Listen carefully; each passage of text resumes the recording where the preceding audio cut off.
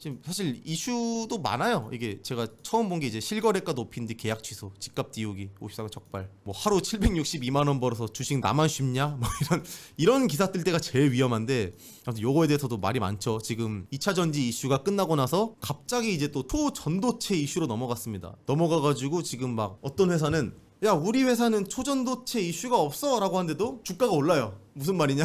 투자자들이 아니야, 너 초전도체 주식이야 라고 하면서 막 투자를 합니다. 그러다 보니까 지금 하늘 뚫고 있죠. 이런 뽀모 현상 오니까 아, 주식 난 모든 거 깨달았어, 막 이런 지금 사람들이 막 지금 발생하다 보니까 오히려 이런 시기가 가장 위험하지 않나, 뭐 이런 것들 대해서도 좀 얘기해 볼 수 있을 것 같고, 특히 지금 가계부채가 엄청나게 또 증가하고 있죠. 올해 초부터 이제 특례보금자리론, 집 사는데 이제 대출 규제를 완화해주는 것들 풀어주고, 특히 이번에 또 실거래가 아까 말했던 요 높이는 것도 이제 규제를 좀 완화하는 과정이 있습니다. 이런 것들 완화하면서 가계부채가 오히려 증가하고 있어요. 지금 보통 금리가 낮아야 가계 대출이 증가하고 부채가 증가하는데 지금 금리가 안 떨어졌는데도 가계부채가 늘어나고 있다. 진짜 이거 좀 상황이 좀 심각하거든요. 우리나라가 그 OECD 국가 중에 가계부채가 이렇게 막 엄청 위험한 수준은 아닌데, 하나 눈여겨봐야 될 거는 가계부채 증가율이 어마어마하게 높습니다. 증가율이 높다는 것은 점점점 위험해질 수 있는 확률이 커진다. 그래서 이런 것들도 지금 이제 은행의 주담대 대출 집중 점검 필요한 부분이 있고, 이런 것도 보면은 20대 우리나라 20대 연체율이랑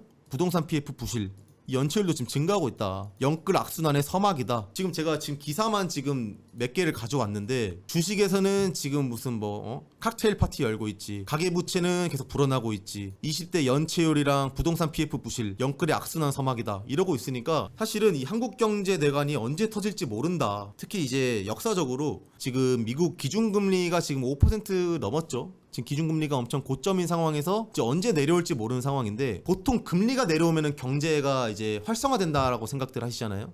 일반적인 기준인데, 사실은 이렇게 금리가 급격하게 올랐다가 떨어졌을 때는 보통 세계적인 경기 침체가 왔다고 해요. 그래서 사실 지금 좀 무섭습니다. 특히 미국 주식 같은 거 올해 초부터 사실 저는 무조건 내려온다 생각했거든요. 왜냐면 그때 당시에 막 실리콘밸리 은행 파산하고 뭐 여러 가지 이슈 엄청 많았잖아요. 근데 막 FTX 거래소 망하고 이러다 보니까 와, 이제 터질 게 터졌다, 미국 이제 시장이든 주식이든 다 터진다라고 봤더니 1월부터 7월까지 계속 올라, 계속 지금도 오르고 있습니다. 심지어 이러고 있으니까 와, 이거 진짜 맞나? 그래서 대부분 이제 투자하시는 분들은 이런 미국 주식, 이거 버블 알아요. 저도 버블인 걸 아는데도 투자를 한다. 왜냐? 아니 버블인데도 계속 오르니까. 지금 이제 나중에도 제가 이제 보여드리겠지만, 미국의 그 M2 통화량 증가율 그래프 보면은 쭉 가다가 코로나가 지나고 팍 오릅니다. 이게 진짜 미친 수준의 이 자본주의에 정말 종말이 다가오는 거 아닌가 싶을 정도로 지금 정말 다룰 이슈가 많습니다. 그래서 좀 뭐 다음 주 괜찮으면 한국 경제 관련해서 어떤 방향으로 가고 있는지 좀 얘기해봐도 좋을 것 같고, 사실 지금 제가 우리나라 사람들만큼 이 부동산 사랑이 남다른 사람들은 없잖아요. 이 부동산 사랑, 내 집 마련의 꿈,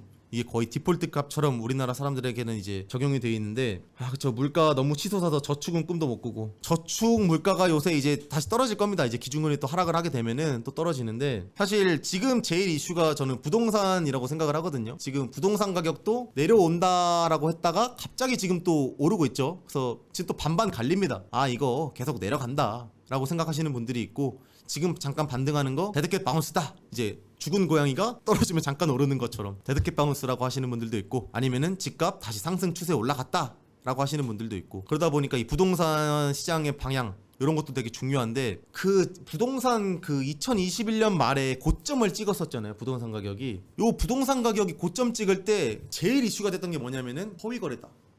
허위거래 문제. 부동산 허위거래가 뭐냐면은, 우리가 보통 집값 이제 2021년 상반기 말쯤에 부동산 고점 찍었을 때 막 가격이 사실은 허위 거래다. 이게 뭐냐면은, 부동산 거래 같은 경우에는 계약서만 쓰면은 실거래가로 인정이 됩니다. 계약서에서 그냥 이 부동산 18억 계약서 승인하면은 공인중개사가 이제 제출을 해요. 그래서 실거래가로 이제 등록이 되는데, 문제가 뭐냐면은 이걸 나중에 계약 취소할 수가 있어요. 실거래가라며. 근데 뭐 계약 취소가 무슨 말인가 싶을 텐데, 실거래가로 계약서를 작성하고 나서 우리 나중에 소유권 이전 등기라는 걸 해야 되거든요. 계약서를 쓰고 나서 실제로 소유권 넘어갔어, 등기까지 옮겨놔야 이게 진짜 실거래인데, 등기는 안 옮기고 그냥 실거래가에다가 가격만 그냥 찍어 놓는 거예요, 이 거래로. 그래놓고 나중에 계약 취소. 사실 거래 안 했어. 이러니까 우리나라 부동산 가격 시장이 엄청 생태계 교란이 막 생기죠. 아니 매수할 때 보니까 이거 18억 고점이라며 해서 매수했더니 알고 보니 허위 거래다. 이것 때문에 지금 사실 이번에 최근에 원희룡 장관이 이제 칼을 빼든 게 있어요. 실거래가 이제 찍을 때 실거래가 공시를 가면은 원래 실거래가만 볼 수 있습니다.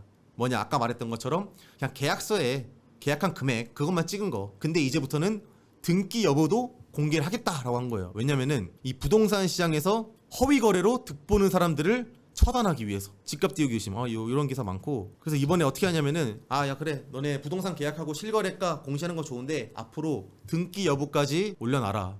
등기를 했어야 진짜 그게 우리의 실거래니까. 등기도 안 하고 무슨 실거래야. 소유권 이전도 안 했는데 무슨 실거래냐고. 이런 것 때문에 부동산 시장에서 엄청난 그런 가격 교란이 왔었죠. 특히 2021년 고점 찍었을 때 막 포모 현상 와가지고 야 이제 부동산 막차야 이러면서 이런 분들이 엄청나게 부동산 시장에서 막차 타가지고 영끌족, B2 나락가게 된 상황들. 이런 이슈도 좀 한번 다뤄보면 어떨까 싶어요.